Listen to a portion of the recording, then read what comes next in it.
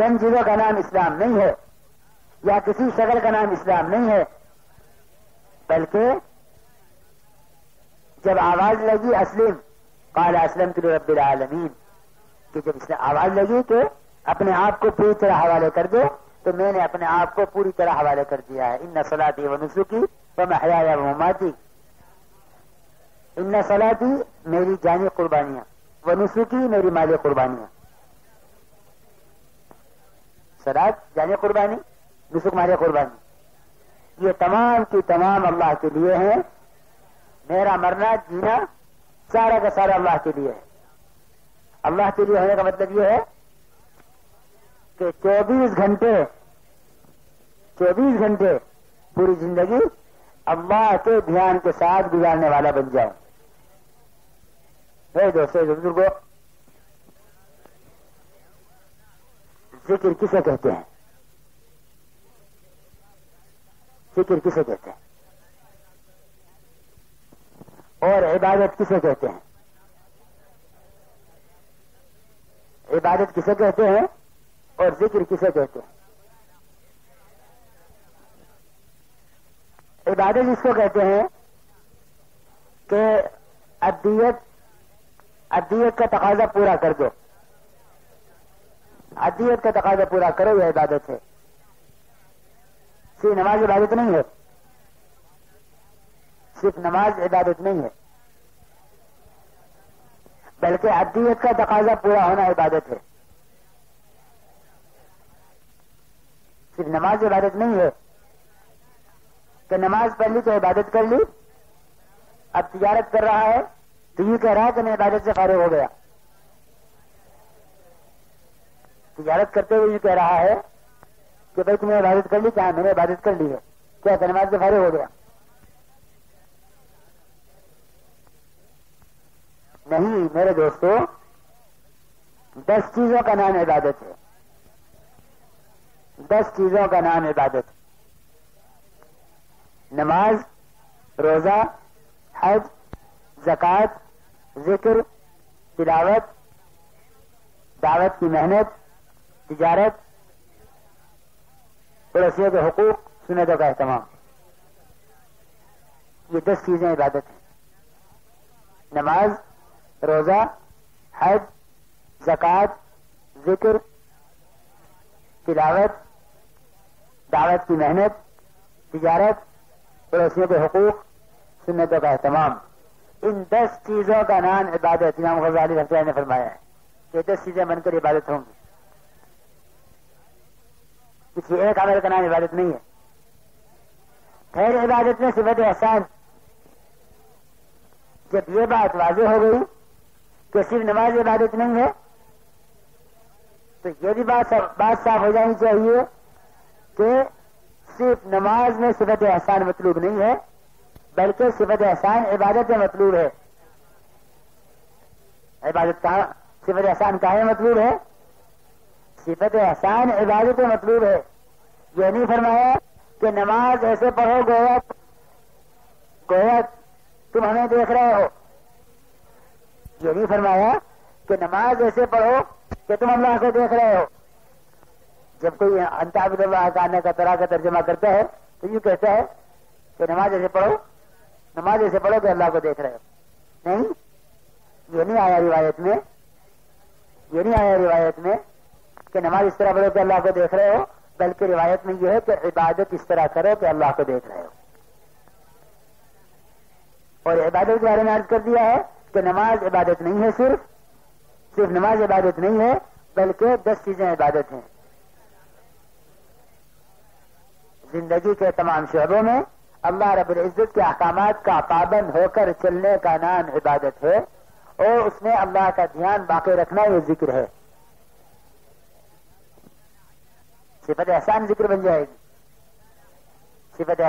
جائے گی. اور عبادت اطاعت ہے کہ اللہ کے حکم کو اللہ کے دھیان کے ساتھ پورا کرنا. یہ علم و ذکر کا خلاصہ ہے. اس لیے کہ قرآن نے عالم جاننے والوں کو نہیں کہا ہے کہ جو جان جائے وہ عالم. قرآن نے عالم کہا ہے یقین والوں کو. قرآن نے عالم کہا ہے یقین والوں کو. جب یہ کہا کمزور ایمان والوں نے یا لیت لنا مثل ما اوتی قارون انہ لذو حظ عظیم, تو علم والوں نے یعنی یقین والوں نے یہ کہا وقال الذین اوتوا العلم ویلکم ثواب اللہ خیر, ثواب اللہ خیر, اللہ کی طرف سے ملنے والے اجر کا یقین کرنے والے کو قرآن نے عالم کہا ہے. یہ نہیں کہ جس کو کتاب یاد ہو جائے وہ عالم, یہ نہیں, کتاب یاد ہو جائے علم نہیں ہے, بلکہ اس کتاب پر, اس کتاب میں جو لکھا ہوا ہے اس کے عمل پر جو کچھ موجود ہے اس موجود کے یقین کرنے والے کو قرآن نے عالم کہا ہے. قرآن نے عالم یقین والوں کو عالم کہا ہے اور اللہ کے دھیان والوں کو بھی عالم ہی کہا ہے. بس اہل ذکر ان کنتم لا تعلمون, تم نہیں جانتے تو اہل ذکر سے پوچھو. اہل ذکر سے مراد علماء ہیں کہ اللہ کے دھیان والوں سے پوچھو. صرف جاننے کا نام علم نہیں ہے بلکہ اس علم کو, اس علم کے ساتھ جو عمل ہے اس عمل کو اللہ کے وعدوں کے یقین کے ساتھ پورا کرنے کا نام علم ہے. یہ علم کہلاوے گا. میرے دوستو بزرگوں, اس علم و ذکر کو دعوت کے ذریعے سے اس کی حقیقت کو حاصل کرنا ہے. ان تعبد اللہ کا آنے کا طرح کہ تم عبادت اس طرح کرو گویا اللہ کو دیکھ رہے ہو. اب یہ عبادت ہی نہیں بلکہ انت تجر کا آنے کا طرح, انتظرا کا آنے کا طرح, تجارت اس طرح کر کہ تو اللہ کو دیکھ رہا ہے, ملازمت اس طرح کر تو اللہ کو دیکھ رہا ہے, حکومت اس طرح کر کہ تو اللہ کو دیکھ رہا ہے, ترازو اس طرح پکڑ کہ تو اللہ کو دیکھ رہا ہے. کیا اب یہ صفت احسان عبادت میں آئے گی, اور عبادت اللہ کے ہر امر کو حضور اکرم صلی اللہ علیہ وسلم کے طریقے پر پورا کرنے کو کہیں گے. یہ تو نہیں کہ صرف صفت احسان نماز میں مطلوب ہے, نہیں, صفت احسان نماز میں نہیں عبادت میں مطلوب ہے. اب عبادت میں نماز بھی آئے گی, روزہ بھی آئے گا, حج بھی آئے گا, زکات بھی آئے گی, روزہ بھی آئے گا, پڑوسی کے حقوق بھی آئیں گے, سنتوں کا اہتمام بھی آئے گا, ذکر تلاوت بھی آئے گا, کہ 10 کی 10 چیزیں عبادت میں داخل ہو کر ہر شکل میں, ہر عمل میں اللہ کا دھیان مطلوب ہوگا. یہ ہے علم و ذکر. ہم ذکر سے کیا سمجھے کہ تسبیح پوری کر لینا. میرے دوستوں بزرگوں, ذکر تو اللہ کے دھیان کو کہتے ہیں. جو عمل اللہ کے دھیان کے ساتھ ہو رہا ہے وہ ذکر ہے. ہر اطاعت کرنے والا ذاکر ہے, ہر اطاعت کرنے والا ذاکر ہے, ہر ذکر اللہ کا عمل ہے, ہر امر اللہ کا ذکر ہے. اللہ کے حکم کو اللہ کے دھیان کے ساتھ پورا کر دینا یہ ذکر بنے گا. اب اعمال کے اعمال کو تبعاً ذکر کہہ دیا. اقیم الصلاۃ لذکری, اللہ رب العزت موسیٰ علیہ السلام کو فرمائے اقیم الصلاۃ لذکری, نماز قائم کر میری یاد کے لیے. اب سارے کے سارے اعمال اللہ کے دھیان کا سبب ہیں, یہ اللہ کے قرب کا سبب ہے. اصل ذکر کہتے ہیں اللہ کے دھیان کو. وہاں الیاس صاحب رحمۃ اللہ علیہ نے, سنو, وہاں الیاس صاحب رحمۃ اللہ علیہ نے اپنے ایک ساتھی کو خط لکھا, اور اس خط میں یہ لکھا کہ اگر ذکر کو اللہ کے دھیان کے بغیر کر رہے ہو تو سستی بڑھے گی.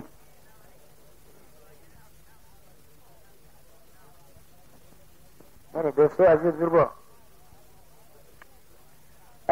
ذکر صرف شمار کا نام نہیں ہے, ذکر صرف تعداد کا نام نہیں, ذکر صرف شمار کا نام نہیں, اور ذکر صرف تعداد کا نام نہیں, بلکہ ذکر تو اللہ کی یاد میں ڈوب جانے کا نام ہے, اللہ کے دھیان میں غرق ہو جانے کا نام ہے.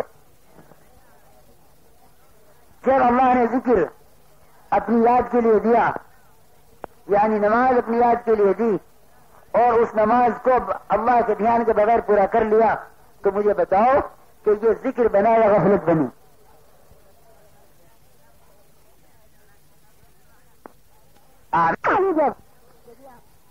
اگر عمل کو غفلت سے کیا تو ذکر کیسے بنے گا؟ بلکہ اسی خط میں لکھا ہوا ہے آگے کہ حضرت علماء علیہ السلام نے لکھا ہے کہ اگر ذکر کو بے دھیانی کے ساتھ کر رہا ہے اور غفلت کے ساتھ کر رہا ہے، اللہ کے نام کو غفلت اور بے دھیانی سے لینا، بعض بزرگوں نے غفلت لکھا ہے، بعض بزرگوں نے بدعت لکھا ہے، اور آگے لکھا ہوا ہماری آثار رمضان کے خط میں کہ بعض بزرگوں نے اس کو حرام لکھا ہے، کیونکہ یہ اللہ کا نام لے رہا ہے، اللہ سے تعلق قائم نہیں ہے۔ میرے دوستوں بزرگوں، اس ذکر کو اللہ سے دھیان پر لاؤ تاکہ ہر عمل میں اللہ کا دھیان آ جائے۔ جو اللہ کے دھیان کے ساتھ ترازو پکڑے ہوئے ہوگا وہ خیانت نہیں کر سکے گا۔ نماز پڑھ کر آ گیا مسجد میں، اب تجارت میں آزاد نہیں، یہ نماز کے دھیان کو تجارت میں لاوے اور تجارت کے دھیان کو زراعت میں لاوے اور حکومت میں لاوے اور عدالت میں لاوے اور معاشرے میں لاوے اور معاملات اخلاق میں لاوے، یہاں تک کہ 24 گھنٹے اللہ کے دھیان کے ساتھ اللہ کے امر کو پورا کرنے والا بنے۔ اس کی مشق ہوگی نماز میں، اور نماز پھر یہ نماز تنہائی، پھر یہ نماز روکنے والی ہوگی برائیوں سے۔ ان سوال تنہا ہے منکر کہ نماز منکرات سے جب روکے گی جب اس نماز کی صفت احسان کو نماز سے باہر لے جاؤ گے۔ اس نماز کی صفت احسان کو نماز سے باہر لے جاؤ گے تب یہ نماز ذکر بنے گی۔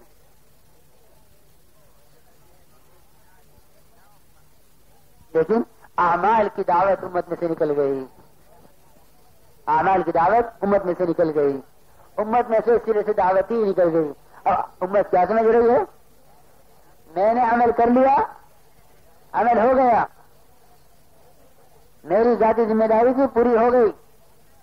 میرے دوستوں بزرگوں، یہ بات نہیں ہے، بلکہ حضور اکرم صلی اللہ علیہ وسلم نے اپنی امت کو دعوت پر اٹھایا، اپنی امت کو دعوت پر اٹھایا اور ایک ایک امتی کو دعوت دینے والا بنایا۔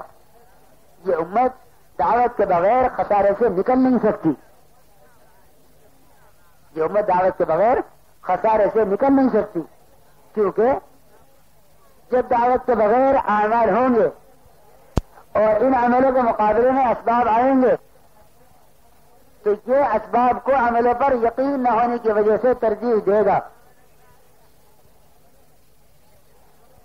یہ اسباب کو عملوں کا یقین نہ ہونے کی وجہ سے ترجیح دے گا۔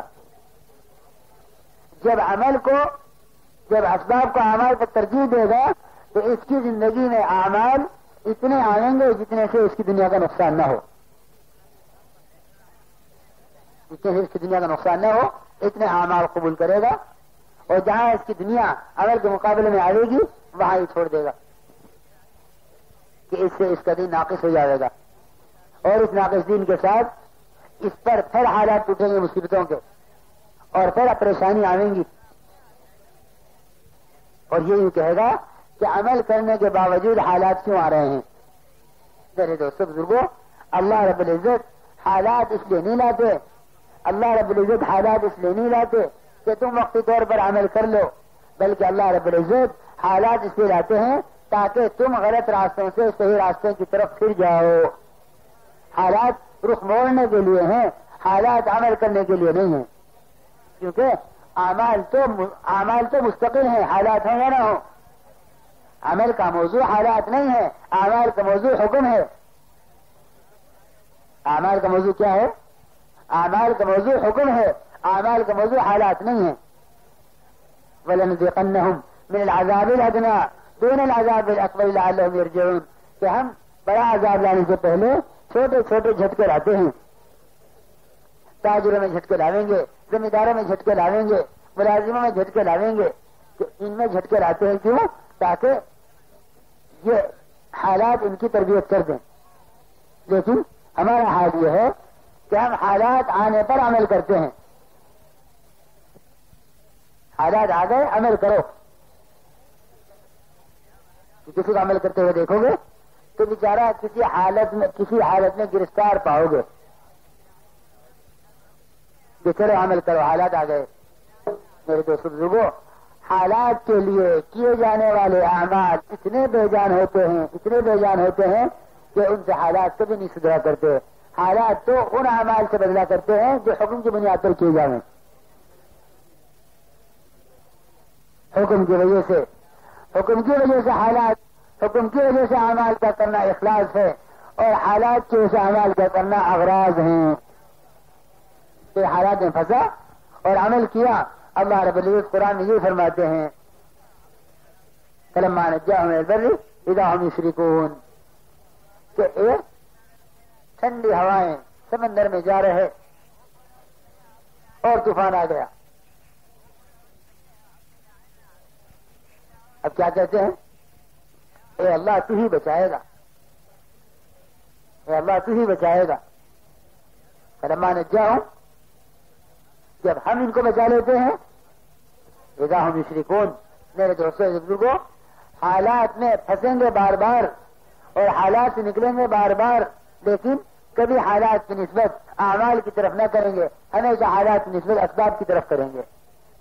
نہیں، ایمان والا حالات کی نسبت اعمال کی طرف کرتا ہے، اپنی کوتاہیوں سے حالات کو جوڑ لیتا ہے تو حالات اس کی تربیت کر دیتے ہیں۔ ہم حالات کو جوڑتے ہیں اسباب سے، اس لیے اسباب بناتے ہیں حالات کے لیے۔ یہ بات نہیں ہے، نبیوں کا راستہ یہ ہے کہ حالات کو جوڑو اعمال سے، کہ یہ ٹھوکر کیوں لگی، کہ دیکھو کیا کمی ہے۔